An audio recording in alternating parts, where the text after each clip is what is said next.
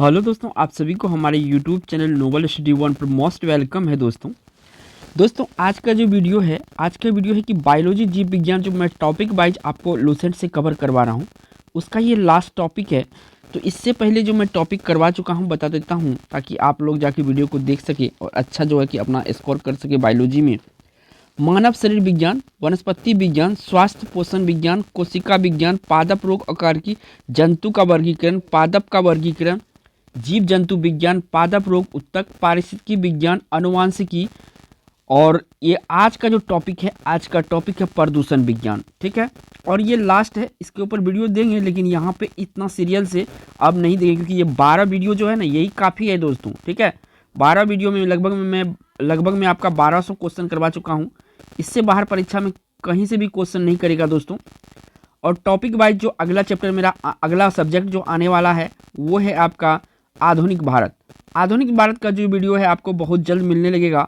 और दोस्तों आप लोग चैनल को सब्सक्राइब करके मुझे सपोर्ट करें ताकि मैं इस तरह से देखिए, इस तरह से आपको तैयारी करने से या वीडियो देखने से क्या फ़ायदा होता है, इसमें टॉपिक क्वेश्चन छूटने की संभावना नहीं होती है एग्जाम में, क्योंकि एक वीडियो यहाँ से एक वीडियो वहाँ से तो आपका टॉपिक कवर नहीं हो पाएगा।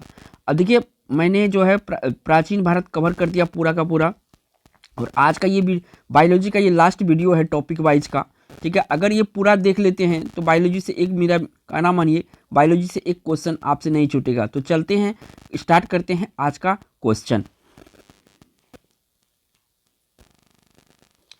तो दोस्तों आज का जो ये टॉपिक है प्रदूषण विज्ञान, इसमें टोटल आपका 47 क्वेश्चन कवर किया जा रहा है। काफ़ी महत्वपूर्ण क्वेश्चन है और जो रेफरेंस बुक है दोस्तों लूसेंट से मैं कवर करवा रहा हूँ और चैप्टर वाइज करवा रहा हूँ। ठीक है, तो यहाँ पे किसी भी एग्जाम की तैयारी करते हैं, SSC, CGL, UPSC, NTPC, CGL, railway, group D, RPF, constable, SI, NDA, navy, FCI, GD या और भी कोई गवर्नमेंट एग्जाम की तैयारी करते हैं तो ये वीडियो आपके लिए काफ़ी इंपॉर्टेंट है। तो यहाँ पर चलिए पहला क्वेश्चन देखिए आपके सामने स्क्रीन पे आ चुका है। पूछा जा रहा है कि नदियों में जल प्रदूषण की माप की जाती है। देखिए प्रदूषण एक आजकल की आम समस्या है, तो यहाँ से क्वेश्चन बन ही जाता है, 2-3 क्वेश्चन बन जाता है। तो देखिए नदियों में जल प्रदूषण की माप की जाती है, किस में माप की जाती है? तो जो जल प्रदूषण की माप की जाती है O2 की घुली हुई मात्रा में की जाती है। किस में? O2 की घुली हुई मात्रा में की जाती है। यहाँ से आपका बी ऑप्शन क्वेश्चन का राइट आंसर है। चलिए अगला क्वेश्चन पर आइए। अगला क्वेश्चन ये रहा आपका 2 नंबर का। यहाँ से पूछा गया है कि पर्यावरण संरक्षण के लिए कौन सी अंतर्राष्ट्रीय एजेंसी कार्य कर रही है। तो देखिए पर्यावरण संरक्षण के लिए कौन सी एजेंसी कार्य कर रही है, तो ये एजेंसी है ग्रीन पीस। क्या नाम है? ग्रीन पीस है। काफ़ी महत्वपूर्ण क्वेश्चन है, तो याद रखिएगा ग्रीन पीस एक संस्था है जो कि अंतर्राष्ट्रीय पर्यावरण संरक्षण की दिशा में एक काम करती है। ठीक है, ये ऑप्शन यहाँ पे सही है। चलिए अगला क्वेश्चन आ जाइए आपका 3 नंबर का। यहाँ से पूछा गया है कि वायु प्रदूषण का विश्वसनीय संकेतक है। वायु प्रदूषकों का विश्वसनीय संकेतक इनमें से कौन सा है? तो देखिए लाइकेंस और मोस जो है काफ़ी विश्वसनीय ये संकेतक है, ये दोनों से संकेत प्राप्त हो जाता है वायु प्रदूषक, यानी ए ऑप्शन क्वेश्चन का राइट आंसर है। चलिए अगला क्वेश्चन पर आ जाइए। अगला क्वेश्चन ये आपका 4 नंबर का है। पूछा गया है उर्वरक के अत्यधिक प्रयोग से होता है, जो हम लोग खाद वगैरह जो डालते हैं ना, जैविक खाद, ठीक है, रासायनिक खाद का जो इस्तेमाल करते हैं उसका बहुत दुष्प्रभाव होता है मिट्टी में। ठीक है, तो इससे कौन सा प्रदूषण होता है? तो इससे आपका जो जल प्रदूषण है ये भी होता है, वायु प्रदूषण ये भी होता है, मृदा प्रदूषण, ये तीनों प्रदूषण होता है। ठीक है, तो इस क्वेश्चन का राइट आंसर यहाँ से डी ऑप्शन यहाँ पे सही है। चलिए बढ़िए अगला क्वेश्चन पर। अगला क्वेश्चन ये आपका 5 नंबर का। यहाँ से पूछा गया है कि मोटर कार से उत्पन्न प्रदूषक जो मानसिक रोग पैदा करता है होता है। मोटर कार से उत्पन्न प्रदूषक जो मानसिक रोग पैदा करता है होता है, तो ये कौन सा ऐसा जो इसमें प्रदूषक है मोटर कार से होने वाला जो कि मानसिक रोग उत्पन्न करता है? तो ये है आपका पीबी यानी कि सीसा। ए ऑप्शन क्वेश्चन का राइट आंसर है। पीसा किसका संकेतक है? पीबी, तो ये है आपका सीसा का संकेतक। ठीक है, चलिए अगला क्वेश्चन पर आइए। अगला क्वेश्चन ये रहा आपका 6 नंबर का। काफ़ी महत्वपूर्ण क्वेश्चन है कि वायु प्रदूषण के कारण लोगों में फुफ्फुस कैंसर से अधिक मरने वाला रोग है। ठीक है, फुफ्फुस कैंसर से अधिक मरने वाला रोग है, तो वायु प्रदूषण से कौन है? तो यहाँ पे अगर इस क्वेश्चन का ऑप्शन देखेंगे तो वात स्फीति जो है कैंसर ये अधिक होता है वायु प्रदूषण से, यानी कि बी ऑप्शन इस क्वेश्चन का राइट आंसर है। तो दोस्तों आप लोगों से नम्र निवेदन है कि आप लोग अगर कंप्लीट चैप्टर देखना चाहते हैं किसी भी सब्जेक्ट के ऊपर, तो इस चैनल को दोस्तों सब्सक्राइब करके बेल आइकन प्रेस करिए। देखिए बेल आइकन जो भी भाई ने हमारे प्रेस नहीं किए हैं, इसको ज़रूर प्रेस कर लीजिए दोस्तों, क्योंकि बहुत ही इंपॉर्टेंट वीडियो आपके लिए लाता हूँ और आपसे ये नोटिफिकेशन मिस हो रहा है। क्योंकि मुझे पता चलता है कि जैसे नोटिफिकेशन चला जाता है, बहुत कम को ही नोटिफिकेशन जाता है, बाकी तो ब्राउज फीचर से या सर्च करके ये वीडियो देखते हैं। चलिए अगला क्वेश्चन पर आ जाइए। अगला क्वेश्चन ये रहा 7 नंबर का। यहाँ से पूछा गया है कि कार्बन मोनोऑक्साइड एक प्रदूषक है क्योंकि। कार्बन मोनोऑक्साइड एक प्रदूषक है क्यों? तो इसका जो हीमोग्लोबिन से सहयोग करती है और काफ़ी घातक सिद्ध होती है मानव शरीर के लिए। ठीक है, कार्बन मोनोऑक्साइड। बी ऑप्शन इस क्वेश्चन का राइट आंसर है। चलिए बढ़िए अगला क्वेश्चन पर। अगला क्वेश्चन यहाँ से 8 नंबर में पूछा गया है कि इसके द्वारा जल प्रदूषण को साफ करने में बायोफिल्टर के रूप में पाइला ग्लोबोसा प्रयुक्त किया जाता है। ये जो पाइलो ग्लोबोसा है इसका प्रयोग किया जाता है, ठीक है, किसको साफ करने में? तो ये आपका कैडमियम को साफ करने में इसका उपयोग किया जाता है। बी ऑप्शन यहाँ पे सही है। ठीक है, अगला क्वेश्चन पर आ जाइए। अगला क्वेश्चन ये रहा आपका 9 नंबर का। इसमें पूछा गया है कि मुख्य वायु प्रदूषक है, इनमें से मुख्य वायु प्रदूषक कौन सा है? तो यहाँ पे जो मुख्य वायु प्रदूषक है CO। कौन है? CO, carbon monoxide. ठीक है ना, ऑप्शन यहाँ पे कौन सा सही हो जाएगा? 9 का। तो यहाँ पे सी ऑप्शन सही हो जाएगा। ठीक है, CO याद रखिएगा, मुख्य है। बढ़िएगा अगला क्वेश्चन पर 10 नंबर पर। यहाँ पे पूछा गया है पैरोक्सी एसिटिल नाइट्रेट, जिसको शॉर्ट में पेन कहते हैं, क्या है ये जो पैरोक्सी एसिटिल नाइट्रेट है ये क्या है? तो ये एक गौण प्रदूषक है। क्या है ये? एक गौण प्रदूषक है। काफ़ी महत्वपूर्ण क्वेश्चन है ये सभी। चलिए बढ़िए अगला क्वेश्चन पर। अगला क्वेश्चन ये रहा आपका 11 नंबर का। यहाँ से पूछा गया है कि मुंबई और कोलकाता जैसे शहरों में प्रमुख वायु प्रदूषक है। मुंबई और कलकत्ता जैसे शहरों में प्रमुख वायु प्रदूषक है, तो यहाँ पे उद्योग धंधा ज़्यादा है, तो यहाँ पे आपका CO और SO2, कार्बन मोनोऑक्साइड और सल्फर डाइऑक्साइड, इन दोनों का फुल फॉर्म मैं बता देता हूँ। इन दोनों से शहरों में ज़्यादा प्रदूषण होता है, वायु प्रदूषण। तो क्वेश्चन का राइट आंसर C ऑप्शन सही है। चलिए बढ़िया अगला क्वेश्चन पर। अगला क्वेश्चन ये रहा प्यारे दोस्तों 12 नंबर का। काफ़ी महत्वपूर्ण क्वेश्चन है, आपको वीडियो को स्किप नहीं करना है, लास्ट तक देखना है। एक एक क्वेश्चन आपके लिए इंपॉर्टेंट है। निम्न में से कौन सा जीव निम्न करणीय प्रदूषक है? काफ़ी इंपॉर्टेंट क्वेश्चन है कि निम्न में कौन सा जैव निम्न करणीय प्रदूषक है? तो जैव निम्न करणीय प्रदूषक जो है वाहित मल है। क्या है ये? वाहित मल जो है जैव निम्न करणीय प्रदूषक है। C ऑप्शन यहाँ पे सही है। चलिए दोस्तों ये रहा आपका 13 नंबर का क्वेश्चन स्क्रीन पे। आंसर भी करके देखिए आपका आंसर सही होता है कि नहीं। निम्न में कौन सा वायुमंडलीय प्रदूषक नहीं है? तो देखिए वायुमंडल प्रदूषक इसमें जो है आपका सल्फर डाइऑक्साइड है, यानी कि SO2, हाइड्रोकार्बन्स है, ठीक है, और यहाँ पे कार्बन मोनोऑक्साइड यानी कि CO भी है। यहाँ पे जो कार्बन डाइऑक्साइड है ना, ये क्या होता है? वायुमंडलीय प्रदूषक। क्या होता है? वायुमंडलीय प्रदूषक नहीं होता है। ठीक है, क्या होता है? वायुमंडलीय प्रदूषक कार्बन डाइऑक्साइड नहीं होता है। ठीक है, ये ऑप्शन यहाँ पे सही है। चलिए 14 नंबर क्वेश्चन पर आइए। तो 14 नंबर यहाँ पे क्वेश्चन में पूछा जा रहा है कि फ्लाई एवं एस वातावरण प्रदूषक है जो उसके द्वारा उत्पन्न होता है। फ्लाई एस वातावरण प्रदूषक है जो उसके द्वारा उत्पन्न होता है। क्या उत्पन्न होता है इनमें से? तो थर्मल पावर प्लांट। ठीक है, ये जो है थर्मल पावर प्लांट से ये उत्पन्न होता है फ्लाई एस। ठीक है, और एक प्रकार का ये वायु प्रदूषक है। और किससे फ्लाई एस किससे होता है? थर्मल पावर प्लांट से। C ऑप्शन यहाँ पे सही है। चलिए अगला क्वेश्चन पर आइए। अगला क्वेश्चन ये रहा आपका 15 नंबर का। काफ़ी महत्वपूर्ण क्वेश्चन है, ये थोड़ा टफ भी बना दिया है क्वेश्चन को। हरित गृह यानी ग्रीन हाउस गैस कहलाने वाली गैस है। काफ़ी महत्वपूर्ण क्वेश्चन है। ठीक है, चलिए एक एक ऑप्शन को देखिए। तो देखिए यहाँ पे CFC है, क्लोरोफ्लोरोकार्बन, CO2 है, कार्बन डाइऑक्साइड है, CH4 है। ठीक है, CH4 मीथेन है, NO2 नाइट्रस ऑक्साइड है। तो CFC, CO2, CH4, NO2, ये जो चारों है 1 2 3 4, ये चारों जो है आपका ग्रीन हाउस गैस कहलाता है। तो यानी कि B ऑप्शन इस क्वेश्चन का राइट आंसर है। आपको याद रखना है CFC, CO2, CH4, NO2, ये अगर चारों गैस जहाँ पे मिल जाए गैस, तो ये हरित गृह गैस कहलाता है। याद रखिएगा, क्वेश्चन यहाँ से बहुत तरह से बन जाता है, तो ऑप्शन यहाँ पर ऑप्शन को याद रखिएगा, क्योंकि यहाँ से ही क्वेश्चन आपका सॉल्व होगा। चलिए अगला क्वेश्चन ये रहा आपका, और इसमें पूछा गया कि प्राध्वनिक जेट प्रदूषण पैदा करता है पतला करके। प्राध्वनिक जेट प्रदूषक पैदा करता है पतला करके। तो देखिए ये जो पतला करता है ये O3 परत को पतला करता है, यानी ओजोन को, किसको, ओजोन को ये पतला कर देता है। कौन, प्राध्वनिक जेट प्रदूषक, ठीक है। और ओजोन मंडल जब कम हो जाएगा तो क्या होगा, पराबैंगनी किरणें सीधे पृथ्वी पर हम लोगों पे आघात पहुंचाएगा।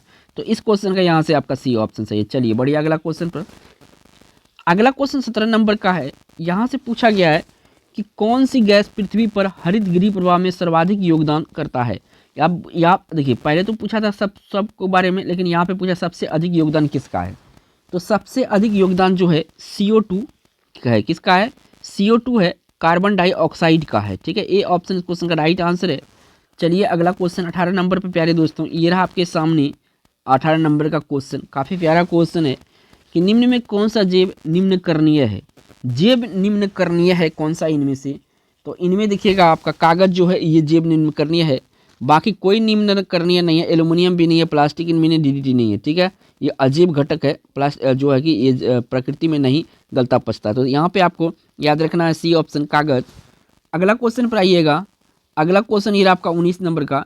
यहाँ से पूछा गया है कि मेट्रोपॉलिटन नगरों में प्रदूषण का प्रमुख स्रोत है। यानी मेट्रोपॉलिटन मतलब होता है कि जो मेट्रो सिटी, जो बड़े बड़े शहर है, वहाँ पे जो नगर प्रदूषण होता है उसका मुख्य स्रोत क्या है। तो यहाँ पे उद्योग जो है, उद्योग के कारण से यहाँ पे स्वतः चालित वाहन जो है ये यहाँ पे प्रदूषण का कारण है, ठीक है। डी ऑप्शन यहाँ पे सही है। चलिए अगला क्वेश्चन पर। अगला क्वेश्चन ये रहा आपका 20 नंबर का। यहाँ से पूछा जा रहा है दोस्तों कि ब्राउन एयर शब्द का प्रयोग किसके लिए किया जाता है। ये जो ब्राउन एयर शब्द है इसका प्रयोग किसके लिए किया जाता है, तो इसका प्रयोग प्रकाश रासायनिक धुआं के लिए किया जाता है। किसके लिए, प्रकाश रासायनिक धुआं के लिए। ब्राउन जो है कि यहाँ पे मैं लिख देता हूँ, ब्राउन एयर शब्द का इस्तेमाल होता है किसके लिए, प्रकाश रासायनिक धुआं के लिए, ठीक है। डी ऑप्शन यहाँ पे सही है। चलिए अगला क्वेश्चन पर बढ़िए। अगला क्वेश्चन ये रहा आपका 21 नंबर का। यहाँ से पूछा गया है कि निम्न में से कौन सी गैस हीमोग्लोबिन से संयोग कर रक्त का एक विषैला पदार्थ बनाती है। निम्न में कौन सी गैस हीमोग्लोबिन से संयोग कर रक्त में एक विषैला पदार्थ बनाती है। तो देखिए रक्त में एक विषैला पदार्थ जो बनाती है CO means carbon monoxide. Carbon monoxide अगर हीमोग्लोबिन में ऑक्सीजन के माध्यम से हीमोग्लोबिन में पहुंच जाए तो एक विषैला पदार्थ बनाती है। इस क्वेश्चन का यहाँ पे ए ऑप्शन सही है। चलिए अगला क्वेश्चन पर। अगला क्वेश्चन ये रहा आपका 22 नंबर का। यहाँ एक मिनट थोड़ा सा क्वेश्चन को मैं नीचे करता हूँ। ये रहा आपका 22 नंबर क्वेश्चन। क्वेश्चन में पूछा गया है कि तेजाब वर्षा पर्यावरण में निम्न प्रदूषण से होती है। तो देखिए एक होता है आपका कार्बन मोनोऑक्साइड नहीं, कार्बन डाइऑक्साइड, नाइट्रोजन नहीं, नाइट्रस ऑक्साइड और नाइट्रस ऑक्साइड एवं CO2 यानी कि CO, यहाँ पे CO होना चाहिए, कार्बन मोनोऑक्साइड होना चाहिए, ठीक है। तो यहाँ पे नाइट्रस ऑक्साइड और CO कार्बन मोनोऑक्साइड, ये दोनों के कारण से क्या होता है, तेजाब वर्षा होता है। CO2 मीन्स होता है कार्बन डाइऑक्साइड, कार्बन यहाँ पे लेकिन कार्बन मोनोऑक्साइड होना चाहिए, तो इसका जो संकेतक होता है CO होता है, ठीक है। बी ऑप्शन सही है। चलिए बढ़िया अगला क्वेश्चन पर। अगला क्वेश्चन आपका 23 नंबर का है। पूछा गया निम्नलिखित में से कौन सा जैव निम्न करणीय है। तो यहाँ पे जैव निम्न करणीय जो है इसमें पारा है नहीं है, प्लास्टिक नहीं है, पॉलीथीन नहीं है, जो रबर है ये जैव निम्न करणीय है। तो इस क्वेश्चन का यहाँ से बी ऑप्शन सही है, रबर। चलिए बढ़िए प्यारे दोस्तों अगला 24 नंबर क्वेश्चन पर। ये रहा आपका 24 नंबर क्वेश्चन। पूछा गया कि वायुमंडल में उपस्थित ओजोन परत अवशोषित करता है। वायुमंडल में उपस्थित ओजोन परत अवशोषित करता है, क्या अवशोषित करता है, तो ये जो है ये आपका अल्ट्रावायलेट किरणों को अवशोषित करता है, यानी पराबैंगनी किरणों को जो है ओजोन परत इसका अवशोषित करता है। ये बहुत हानिकारक जो है किरण है, तो इसको पराबैंगनी किरण जो है इसको सोख लेता है और पृथ्वी पर नहीं आने देता है। इसी कारण से हम लोग इससे बचे रहते हैं क्योंकि बहुत खतरनाक है ये। बी ऑप्शन सही है। चलिए प्यारे दोस्तों 25 नंबर क्वेश्चन पर। ये रहा आपका 25 नंबर क्वेश्चन। यहाँ पे पूछा है निम्न में से किस वायु प्रदूषक के कारण मनुष्य में तंत्रिका तंत्र संबंधी रोग पैदा होता है। तंत्रिका तंत्र जो संबंधी जो रोग पैदा होता है ये शीशा यानी कि कारण से होता है। किसके साथ, किसी कारण से होता है, शीशा। कभी कभी यहाँ पे PB लिखा रहेगा तो याद रखिएगा PB लिखा रहेगा तो ये शीशा का संकेतक है, तो ऑप्शन में शीशा न दे, इसका संकेतक दे दे। सी ऑप्शन यहाँ पे सही। चलिए अगला क्वेश्चन पर आइए। अगला क्वेश्चन ये आपका 26 नंबर का। यहाँ से पूछा गया है निम्न में कौन सी गैस वैश्विक उष्णता के लिए उत्तरदायी है, मतलब जो वैश्विक है विश्व स्तर पर तापमान बढ़ाने में काफ़ी मददगार है। तो यहाँ पे अगर देखेंगे तो CO2 यानी कार्बन डाइऑक्साइड और मीथेन, ये दोनों जो है वैश्विक स्तर पे काफ़ी ज़्यादा उष्णता यानी गर्मी लाता है। ए ऑप्शन इस क्वेश्चन का राइट आंसर हो जाएगा। चलिए बढ़िया, अगला क्वेश्चन पर। अगला क्वेश्चन ये आपका 27 नंबर का। यहाँ से पूछा गया निम्न में से कौन सा वायु प्रदूषक मनुष्य में रक्तदाब को बढ़ा देता है। कौन सा वायु प्रदूषक रक्तदाब को बढ़ा देता है और दिल संबंधी रोग पैदा करता है। तो ये करता है दोस्तों कैडमियम। कौन करता है? कैडमियम जो है ये मनुष्य के रक्तदाब को बढ़ा देता है और दिल संबंधी रोग को पैदा करता है। ए ऑप्शन इस क्वेश्चन का राइट आंसर। चलिए अगला क्वेश्चन पर आइए प्यारे दोस्तों। अगला क्वेश्चन ये आपका 28 नंबर का। पूछा गया कि वायुमंडल में जिस ओजोन छिद्र का पता लगाया गया है वह कहाँ स्थित है। वायुमंडल में जिस ओजोन छिद्र का पता लगाया गया है वह कहाँ है, तो वो है आपका अंटार्कटिका के ऊपर। अंटार्कटिका के ऊपर जो पता लगाया गया, यहाँ वायुमंडल में ओजोन छिद्र है। डी ऑप्शन यहाँ पे सही। काफ़ी महत्वपूर्ण क्वेश्चन है ये। अगला क्वेश्चन पर आइए 29 नंबर पर। यहाँ से पूछा गया 29 नंबर क्वेश्चन, ये बायोलॉजी के काफ़ी इंपॉर्टेंट चैप्टर है प्रदूषण, कि निम्न में से कौन सी गैस वायु को प्रदूषित नहीं करती है। तो देखिए वायु को प्रदूषित नहीं करती है, NO2 करती है, SO2 करती है, यहाँ पे CO भी करती है। CO2 जो है आपका CO2, ठीक है, CO2 क्या है, ये वायु को प्रदूषित करने वाला गैस नहीं है। तो यहाँ से सी ऑप्शन सही है, कार्बन डाइऑक्साइड। ठीक है, चलिए अगला क्वेश्चन पर आ जाइए। अगला क्वेश्चन आपका 30 नंबर का है। पूछा गया कि लोहे की खानों में काम करने वाले मजदूर में लोहा शंकितमयता रोग होने का कारण है। लोह शंकितमयता रोग होने का कारण क्या है? लोह के खानों में काम करने वाला, तो इसका मुख्य कारण है सिलिका। क्या है? सिलिका इसका मुख्य कारण है। बी ऑप्शन इस क्वेश्चन का राइट आंसर है। चलिए दोस्तों अगला क्वेश्चन आएगा 31 नंबर का। अब यहाँ पे पूछा गया है कि वैश्विक तापमान के फलस्वरूप हो सकता है। तो देखिए फसल के स्वरूप में परिवर्तन हो सकता है, तट रेखा में भी परिवर्तन हो सकता है, समुद्र तल में वृद्धि हो सकता है। तो यहाँ पे सारे ऑप्शन सही हो जाएगा। डी 31 का कौन सा ऑप्शन होगा? डी सही होगा। काफ़ी महत्वपूर्ण चैप्टर है। अगला क्वेश्चन पर यहाँ पर चलिए। अगला क्वेश्चन में यहाँ पे पूछा गया है कि वायुमंडल में CO2 की निर्माण मुख्यतः हुआ है। तो वायुमंडल में CO2 का जो निर्माण हुआ है ये हुआ है जीवों के शोषण से। किसके? जीवों के शोषण से हुआ था। डी ऑप्शन सही है। चलिए बढ़िया, अगला क्वेश्चन पर। अगला क्वेश्चन ये आपका 33 नंबर का, और यहाँ से पूछा गया है कि मानव जाति पर्यावरण प्रदूषण कहलाते हैं। मानव जनित पर्यावरण प्रदूषण क्या कहलाते हैं? तो मानव जनित जो पर्यावरण है ये कहलाता है आपका एंथ्रोपोजेनिक। क्या कहलाता है? एंथ्रोपोजेनिक कहलाता है। क्या कहलाता है? एंथ्रोपोजेनिक कहलाता है मानव जनित पर्यावरण प्रदूषण। काफ़ी महत्वपूर्ण है, इस क्वेश्चन को आंसर आपको याद होना गा। चलिए अगला क्वेश्चन पर आइए। अगला क्वेश्चन ये 34 नंबर का काफ़ी महत्वपूर्ण क्वेश्चन है और करंट से रिलेटेड क्वेश्चन जो पूछा जाता है एग्जाम में बायोलॉजी वगैरह में, कि ताजमहल को क्षति पहुंचा रही है। तो देखिए ताजमहल की जो क्षति पहुंचा रही है, मथुरा तेल शोधनशाला से निकलने वाली वायु प्रदूषक जो है इसको काफ़ी क्षति पहुंचा रही है। इस क्वेश्चन का राइट आंसर 34 का यहाँ पे बी ऑप्शन सही है। चलिए बढ़िया, अगला क्वेश्चन पर। अगला क्वेश्चन ये रहा आपका 35 नंबर का। यहाँ से पूछा गया है राष्ट्रीय पर्यावरण अभियांत्रिकी संस्थान कहाँ स्थित है। राष्ट्रीय पर्यावरण अभियांत्रिकी संस्थान कहाँ स्थित है? तो ये संस्थान है आपका कहाँ पर? देखिए ये संस्थान है आपका नागपुर में। यहाँ पे याद रखिएगा कि राष्ट्रीय पर्यावरण अभियांत्रिकी संस्थान, क्या पूछा है? राष्ट्रीय पर्यावरण अभियांत्रिकी संस्थान जो है ये नागपुर महाराष्ट्र में। कहाँ पे है ये नागपुर? ये महाराष्ट्र में है। ठीक है, याद रखिएगा नागपुर महाराष्ट्र में है। सी ऑप्शन सही है। चलिए अगला क्वेश्चन पर। अगला क्वेश्चन यहाँ पे 36 नंबर का है। पूछा गया है, कहा जाता है कि ताजमहल मार्बल कैंसर से ग्रस्त है। यह मार्बल कैंसर क्या है? कहा जाता है कि ताजमहल मार्बल कैंसर से ग्रस्त है। ये मार्बल कैंसर क्या है? तो ये मार्बल कैंसर जो है अम्लीय वर्षा से जो मार्बल का क्षरण होता है, यानी कि इसका नाश होता है, इसकी क्वालिटी घटता है। ए ऑप्शन यहाँ पे सही है। चलिए अगला 37 नंबर क्वेश्चन पर। तो ये रहा मेरे प्यारे दोस्तों 37 नंबर का क्वेश्चन। काफ़ी महत्वपूर्ण क्वेश्चन है। निम्न में कौन से अधिकतम ध्वनि प्रदूषण का कारण है? तो सबसे ज़्यादा जो प्रदूषण होता है ये किससे होता है? तो ये आपका जेट उड़ान से होता है। किससे? जेट उड़ान जो है प्रदूषण का कारण है, ये ध्वनि प्रदूषण का। ठीक है, बी ऑप्शन सही है। चलिए अगला क्वेश्चन पर। अगला क्वेश्चन ये आपका 38 नंबर पे। यहाँ पे पूछा गया है कि पृथ्वी के वायुमंडल में उपस्थित ओजोन स्तर है। पृथ्वी के वायुमंडल में उपस्थित ओजोन स्तर है, तो ये ओजोन स्तर पराबैंगनी किरणों के अवशोषण को कम करता है। क्या करता है? पराबैंगनी किरणों के अवशोषण को कम करता है। यहाँ से सी ऑप्शन सही है। चलिए बढ़िए अगला क्वेश्चन पर। अगला क्वेश्चन आपका 39 नंबर का है। पूछा गया है कि ऊर्जा के किस रूप में प्रदूषण की समस्या नहीं होती है। ऊर्जा के किस रूप में प्रदूषण की समस्या नहीं होती है? तो पेट्रोल में तो होती ही होती है, कोयला में भी होती है, परमाणु बिजली में होती है। यहाँ पर जो सौर ऊर्जा है, सूर्य से जो ऊर्जा प्राप्त होता है यानी सौर ऊर्जा, इसमें क्या होता है? किसी तरह का कोई प्रदूषण नहीं है। तो इस क्वेश्चन का राइट आंसर यहाँ से बी ऑप्शन सही है। चलिए बढ़िया अगला क्वेश्चन पर। अगला क्वेश्चन ये आपका 40 नंबर का। पूछा गया है कि मीना माता महामारी जिसके कारण 1965 ईस्वी में जापान में अनेक लोग मरे थे, पानी में इसके प्रदूषण के कारण हुई। पानी में इसके प्रदूषण के क्या कारण हुआ था? तो इसका कारण था पारद। पानी में पारद मिल गया था, इसी कारण से यहाँ पे इतने लोग जो है मर गए थे। डी ऑप्शन यहाँ पे सही है। चलिएगा अगला क्वेश्चन पर। अगला क्वेश्चन ये रहा आपका 41 नंबर का।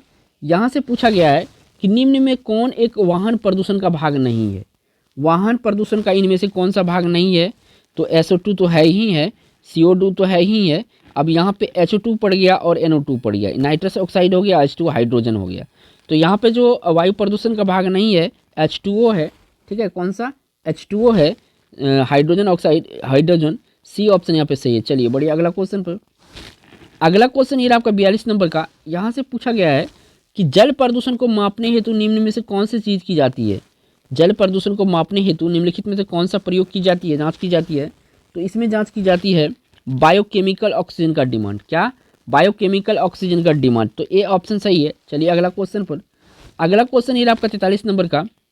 यहाँ पे पूछा गया है दोस्तों, प्रकाश रसायन स्मॉग इस आम क्रिया का परिणाम है। सूर्य प्रकाश की उपस्थिति में NO2, O3 तथा परऑक्सी एसिटिल नाइट्रेट। ठीक है, इस आम किया गया है। लघु ताप पर CO और CO2 तथा NO2। इसके बाद आता है आपका 43 नंबर में, सूर्य प्रकाश की उपस्थिति में CO, O2 तथा परऑक्सी एसिटिल नाइट्रेट। ठीक है, शाम के समय NO2, O3, CO की उच्च आर्द्रता। तो प्रकाश रसायन स्मॉग इस आम क्रिया का परिणाम है। तो ये ए वाला जो ऑप्शन है ये आपका सही है, क्योंकि सूर्य का प्रकाश की उपस्थिति में NO2, O3 तथा परऑक्सी एसिटिल नाइट्रेट। ठीक है, ऑप्शन यहाँ पे ए सही है। चलिए बढ़िया अगला क्वेश्चन पर। अगला क्वेश्चन ये रहा आपका और काफ़ी महत्वपूर्ण क्वेश्चन है। DDT होता है। DDT क्या होता है? तो DDT जो है ये आपका अजीब अपघटनीय प्रदूषक है। क्या है? अजीब अपघटनीय प्रदूषक है, क्योंकि ये गलता पचता नहीं है। ठीक है, बी ऑप्शन यहाँ पे सही है। चलिए अगला क्वेश्चन पर। अगला क्वेश्चन ये रहा आपका 45 नंबर का। यहाँ से दोस्तों पूछा गया है कि निम्न में कौन सी गैस वायु को प्रदूषित नहीं करती है। तो NO2 नाइट्रस ऑक्साइड करता है, SO2 भी करता है, यहाँ पे CO भी करता है, कार्बन मोनोऑक्साइड। CO2 यानी कार्बन डाइऑक्साइड जो है ये किसी भी प्रकार का वायु को प्रदूषित नहीं करता है। सी ऑप्शन यहाँ पे 45 का सही है। चलिए अगला क्वेश्चन पर आ जाइए। अगला क्वेश्चन ये आपका 46 नंबर का। यहाँ से पूछा गया है कि सूर्य से आने वाले हानिकारक पराबैंगनी विकिरण से होता है। सूर्य से आने वाले हानिकारक पराबैंगनी विकिरण से होता है। क्या होता है? तो देखिए यहाँ से जो होता है आपका फेफड़े व कैंसर, फेफड़े का कैंसर होता है। किससे? सूर्य से आने वाले हानिकारक पराबैंगनी विकिरण जो है इससे जो लगता है शरीर में, तो फेफड़े का कैंसर हो जाता है। सी ऑप्शन सही है। चलिए अगला क्वेश्चन पर। अगला क्वेश्चन ये रहा आपका 47 नंबर का, यानी कि 47 नंबर का। यदि जल प्रदूषण वर्तमान गति से होता रहा तो अंततः क्या होगा? तो अंततः जो है इनमें होगा जल पादपों के लिए ऑक्सीजन के अणु अप्राप्य हो जाएंगे, यानी कि अपर्याप्त हो जाएंगे, नहीं मिलेगा। किसके लिए? जल पादपों के लिए ऑक्सीजन। तो इस क्वेश्चन का यहाँ पे ए ऑप्शन सही है। अगर दोस्तों वीडियो अच्छा लगा होगा लाइक जरूर कीजिएगा वीडियो को दोस्तों, और चैनल पे पहली बार हैं तो चैनल को सब्सक्राइब जरूर कीजिएगा। थैंक्स फॉर वॉचिंग दोस्तों।